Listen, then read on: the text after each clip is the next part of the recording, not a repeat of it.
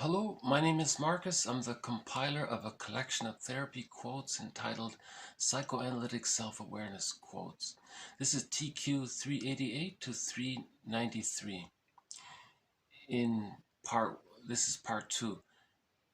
This is part two of two. In part one, we covered 388 to 391. So now we'll continue in this part two of the set to TQ 393.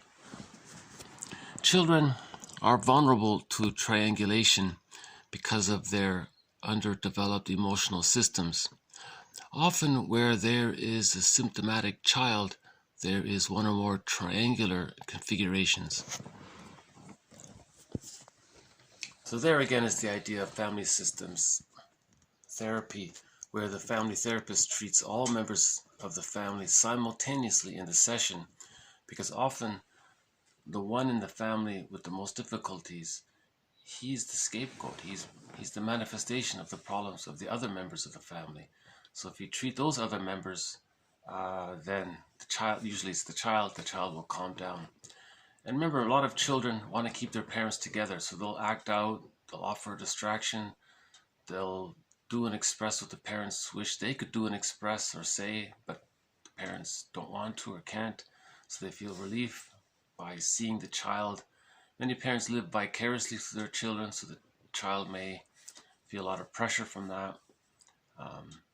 So that's called triangulation, where the child is used to take away the stress from the parents. That's called triangulation.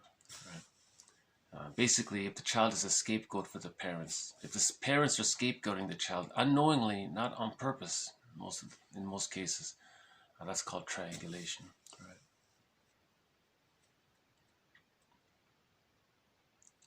Yeah, because children are very sensitive, and I think one quote was, children lose their tenderness because they're carrying such a heavy burden on their tender shoulders. Something like that. Okay, TQ 393. Sit in silence for a minute. Ask yourself, what am I experiencing? So just like a self-help question, just to pause sometimes and notice what's going on inside, and just to allow a person to simmer down.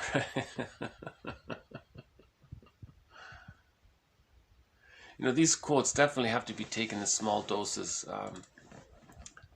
and I think it's necessary to pause and let the material digest, and So 388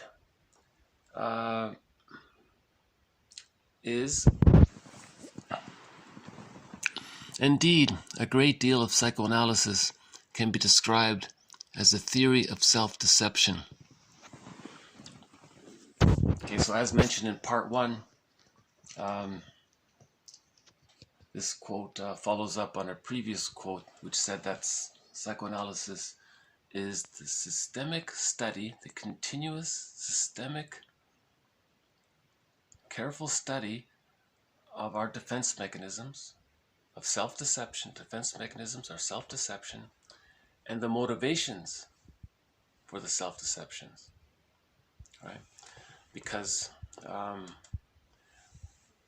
we have someone who walks with us, who's not like us, but he is us. Someone called that the stranger within, or the secret self, or the inner child of the past, or the unconscious, or the id, or the contents of the bag that we drag, Robert Bly's metaphor.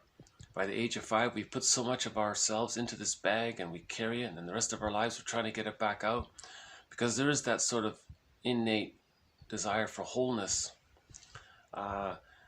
But defense mechanisms keep the contents in the bag, so to speak. Like, it's hard to reclaim our feeling self if, when we were children, we were punished for experiencing our feelings, or it was inconvenience for the parents or something like that. Or the parents didn't know how to handle the child when he was, maybe the child had a lot of questions and he was learning, he was curious, and the parents got frustrated and said, stop asking me these questions.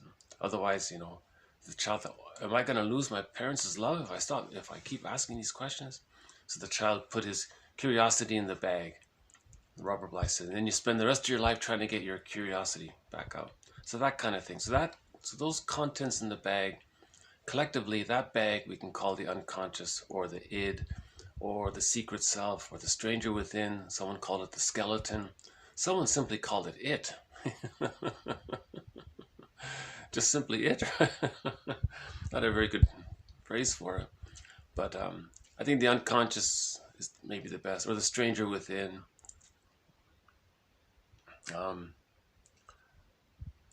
So we study defense mechanisms, because if we do so,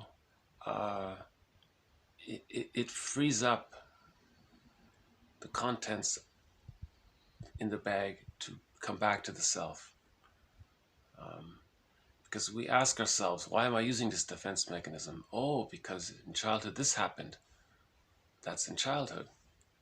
Now is now, right? So we're more aware of what happened. So now we can give ourselves permission to feel again. Because to survive childhood, we may have put things in the bag to survive childhood. So we survived childhood. Now we don't need to use those infantile, immature defense mechanisms like splitting, disassociation, and so on. Projective identification, all those things, reaction formation, externalization, blaming, right? Intellectualization, all the defense mechanisms that we have are there to maintain the contents in the bag. But our feeling self is in the bag, and we are what we feel. So if we are what we feel, then who we are is in the bag. It's in the unconscious. Like the previous quote, it said that the inner child is the guardian of the feeling self, but the inner child's in the bag. It's in the unconscious. So we study defense mechanisms. Okay, he's calling defense mechanisms a collection of self-deceptions. We look at the motivations for them, and then we can integrate. Because remember, unhappiness is a malady of the personal synthesis. Unhappiness is a malady of so having so much of our real selves in this unconscious bag, letting the stranger possess so much of who we really are, that's a malady of the personal synthesis. That's the splitting defense mechanism. Splitting precludes a happy life. Splitting precludes mourning. Without mourning, there's complicated grief. When there's complicated grief, there's pathological nostalgia, melancholia, grief gone awry, aggravated grief. That leads to stress on stress. That leads to the symptoms of PTSD, and that leads to becoming a curmudgeon, as one person said. Not an elder, right? Because we're still not. So unhappiness is from that splitting, that deep ambivalence of attaching to a dysfunctional parent. So we have the bond to the parent to survive, but we deny the pain in the process of doing so. And there's the splitting. So we have to heal the splits. All right? And those defense mechanisms keep the splits. So now, as we're older, we can face it, so the splits can come together to achieve the psychological birth. The psychological birth is supposed to happen at the age of 3, when there's a secure attachment style. But when there's a insecure attachment style, then there's developmental trauma. And when there's trauma, the thing is sort of frozen. And then there's a repetition compulsion to repeat the trauma. And there's a malady. So the malady of the personal synthesis is repeating itself, and it's trying to heal. But like we said before, no one can travel back in a time machine to undo what was done. So the idea is to mourn it. Right? So we remember with words, and then we can mourn it. Give sorrow words. Right? Okay, 389.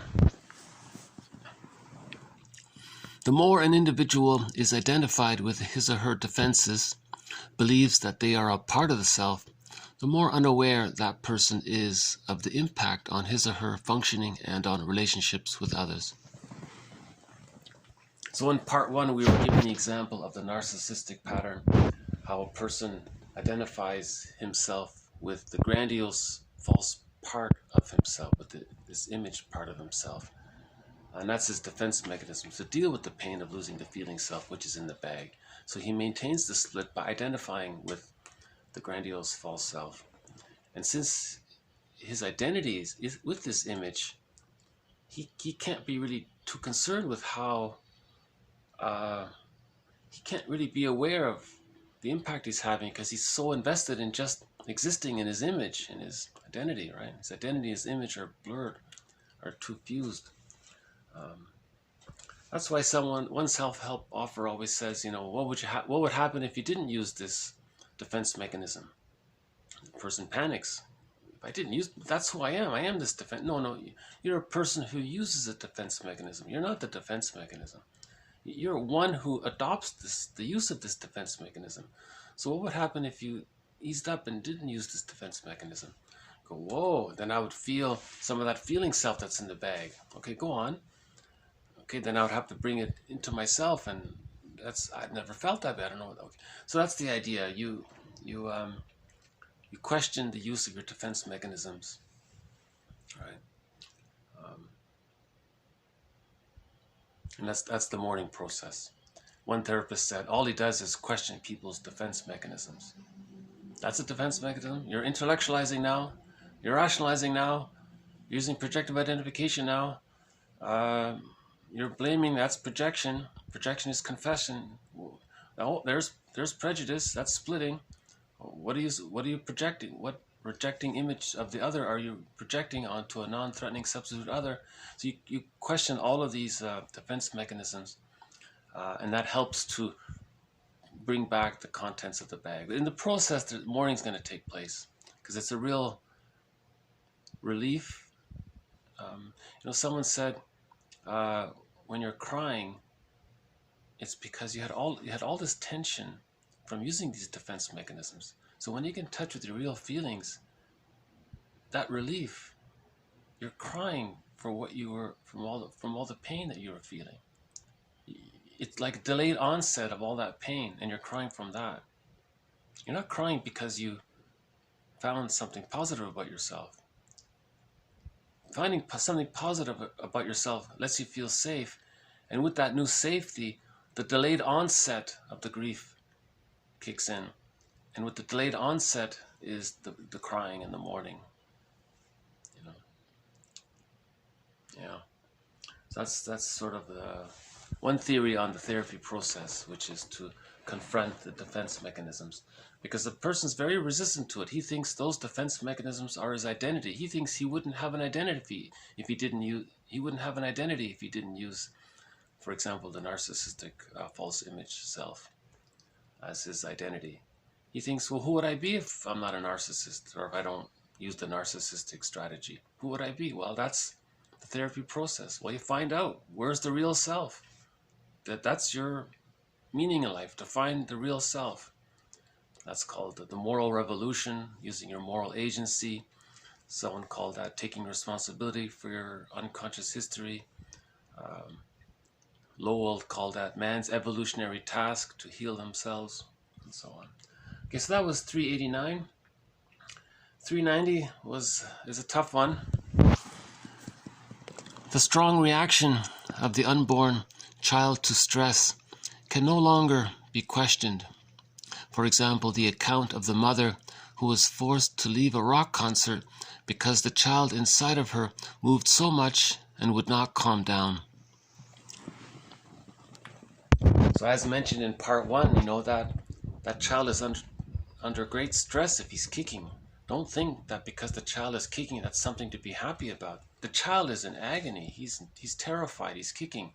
He may have the cord around his leg, and he's kicking to free up the cord, but he's entangling. He's twisting the cord while he's kicking, so now he's having a harder time breathing. And one author said that was the theory on one client having asthma, because he was so distressed in the womb. He was kicking around. He twisted the cord around his leg while he was kicking. Meanwhile, the parents on the outside, hey, come look, baby's kicking, and everyone's celebrating and thinking it's such a wonderful thing. Meanwhile, the child's in huge agony. So it's like a huge disconnect there between the reality of what the baby's going through, or trying to have empathy for what the baby might be feeling, and what the parents, what they're fantasizing about. I don't know. They think he's so strong because he's kicking her. He's under stress. That's why he's kicking. Yeah. So this prenatal trauma, it's a big topic, as mentioned in part 1. And we mentioned as well in part 1 how if there's prenatal trauma, that's everything's okay if the child can still bond to the mother, and it's okay, it's healed. If the child can still form the secure attachment style with the mother after birth, it's okay, he's healed. And if he achieves the psychological birth, it's existential hearsay. The prenatal trauma has been resolved, he's okay. But if that prenatal trauma is so severe that it interferes with allowing the baby to form a secure attachment to the mother, and the mother doesn't know how to compensate, now you have a kind of birth trauma because the bonding can't take place at birth. That leads to developmental trauma because the child can't go through the separation-individuation process. He has a negative union during the stage of symbiosis. He can't hatch onto the psychological. He misses ontological security. He has to use all these infantile defense mechanisms like splitting. So prenatal trauma can lead to developmental trauma. That's why it's very important to make sure that the womb is welcoming for the baby. In mythology, that's symbolized as paradise and heaven and all that. If the mother's under great duress, she may be, the theory is, creating an unwelcoming womb or a distressing womb. And in mythology, that's symbolized in all those images of hell and fire and all that. That's the distressing. That's what we imagine the baby's experiencing when he's kicking. And so don't celebrate that the baby's kicking. The baby needs to feel comfortable. Let the baby grow on its own. It's not natural for him to be kicking. He's under stress. He's frightened. He's very frightened. And like we said, it could lead to prenatal trauma, which can prevent the secure attachment style from taking place. And then one author says, one mother made the excuse, well, we just weren't a fit. The baby and I, we didn't fit. Oh, give me a break. That's an awful rationalization. So the mother felt guilty, so she's making some rationalization. She's making some excuse. All right. That's the power of rationalization. You can deceive yourself, you can deceive others. Okay, 391. The developmental task at the very height of the separation-individuation struggle in the rapprochement subphase includes a need to renounce symbiotic omnipotence. Okay, so this was discussed as well in part 1. So may I refer you to part 1 of this set. So just very, very quickly, biological birth and psychological birth are not the same, as Mahler explains. The biological birth, you can see it. It's a visible event. It happens in 1 minute. That's the biological birth. But the psychological birth, now we need a womb, a psychological womb. That's from birth to 6 months. That's called the stage of symbiosis or undifferentiation. That needs to be like a womb, like what a biological womb was for the baby for his biological birth. We need the stage of symbiosis to be as important for the psychological birth. So if that's safe and all goes well there, the child can then slowly hatch out from the stage of symbiosis to the next subphase of the separation-individuation process, which is differentiation, where the child gets the impression that he's separate from us, that there's two people. They're not fused as one. Then he can practice, then he can explore. That's the rapprochement subphase, where he can return for emotional refueling. During the end of the rapprochement subphase, before the psychological birth, he renounces infantile megalomania, grandiosity, narcissism. So narcissism then becomes existential hearsay, no longer needed. All right. So that that phrase, symbiotic omnipotence, you see, the omnipotence is stems from the child still being too bonded with the mother and the child identifying with the aggressor. So in an insecure attachment style, the child may, in the narcissistic pattern, for example, the symbol, the image of the self and the image of the other are fused. So the child's infantile megalomania fuses with the baby's impression of his mother as being omnipotent. So there's your narcissistic pattern. The child feels so entitled, empowered, and he wants to, and that's all a defense mechanism to avoid the feeling self going in exile. So that's the hungry, enraged, empty part self. The feeling self is now in the bag. Right. So anyways, by the age of 3, with the psychological birth, thanks to a secure attachment style, where the positive loving memories outweigh the negative memories, so the splitting is no longer needed, infantile megalomania is resolved, magical thinking is existential hearsay, the symbiotic stage is over. Remember what we said in a previous quote, if that symbiotic phase wasn't met, if there was a negative symbiosis or the child was ejected from the symbiotic egg prematurely, that could lead to the person becoming a very provocative, hostile person, right? That's the bully pattern. And the conclusion was, in that previous video, was that that person being very provocative and hostile, he's in the repetition compulsion gone awry of the trauma of not getting his symbiotic needs met. So now he's trying to get his symbiotic needs met, which is a delusion. That's why it's called a paranoid schizoid position, because it has that quality of it. Yesterday's video talked about Melanie Klein's theory of the paranoid schizoid position. It's so detached from reality because no one can literally time travel back in a machine to the time of birth to get the mother to offer that as a secure attachment style. You see, but that's the trauma that he's trying to recreate the trauma to try to master it, but it's a delusion. So it's very important for the child to feel safe during the stage of symbiosis.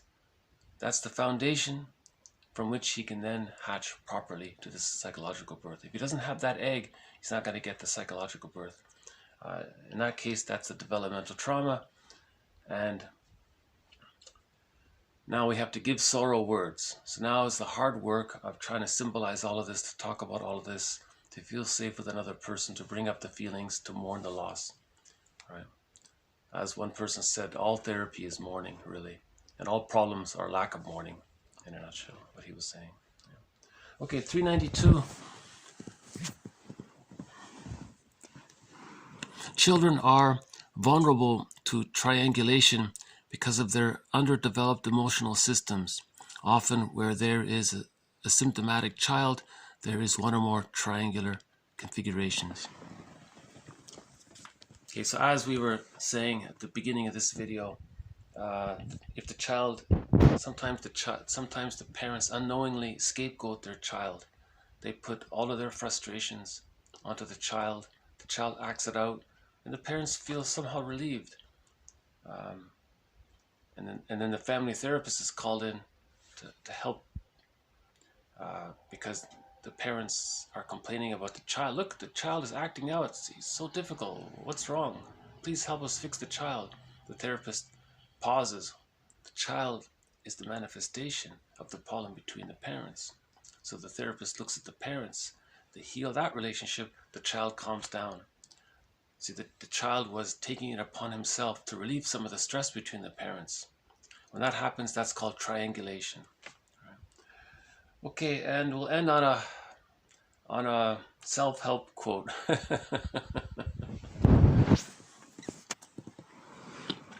Sit in silence for 1 minute and ask yourself, what am I experiencing?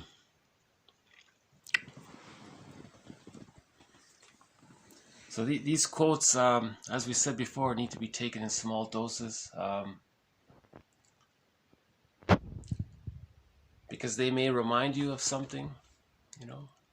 So you want to pause and then digest it. Think about why it's there. Try to understand why a certain quote brought up some anxiety. And if you can make that connection, you were just your own therapist at that point.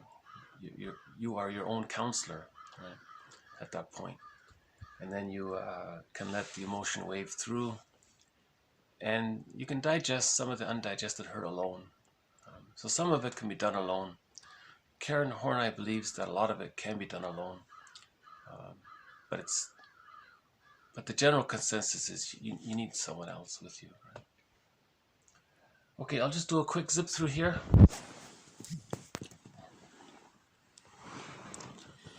Indeed, a great deal of psychoanalysis can be described as a theory of self-deception.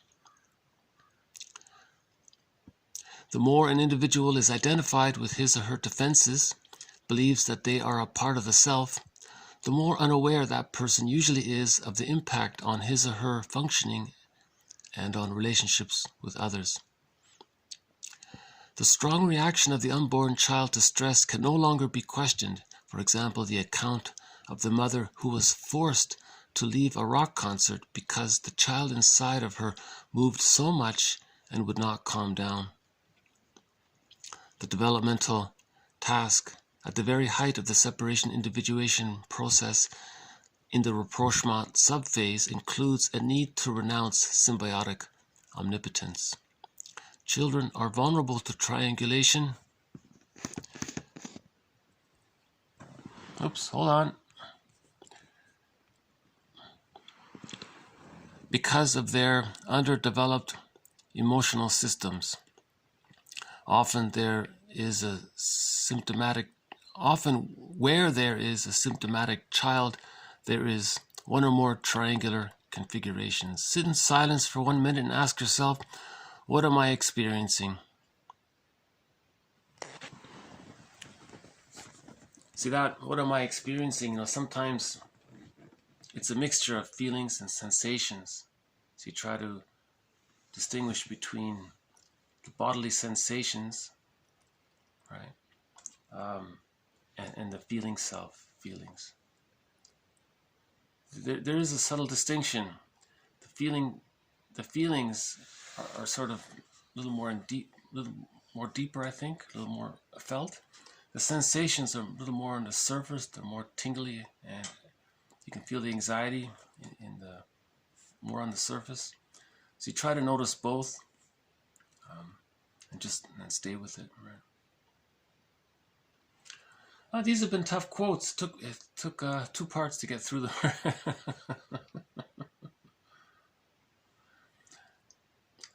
I don't see the blue jay appearing today. It would be nice if the bluebird of happiness would make an appearance to kind of lighten the mood. These are tough quotes, I admit, but I think not many people are talking about this material, and so I think there needs to be. So that's part of the motivation for this series, to have one source, or at least a source, where some of this material is presented. So 388 was one definition of psychoanalysis. It's the systemic study of self-deception and its motivations, right? So that we can get the feeling self back into ourselves. And the theory that the more we're identified with our defenses, the more difficult it is to maybe have empathy for others, because we're so invested in our defenses, you know. But remember, we're people who use defenses. So I have to keep that distinction in mind, right? The prenatal trauma issue, that's a big one. Okay, Margaret Mahler's theory, we'll have more on that. Triangulation family systems theory, and maybe we'll have some more quotes on the meditation. Okay, I guess I'll just leave it here. So thank you very much. This has been TQ 388 to 393, part 2 of 2. More to follow. Thank you very much. Bye for now.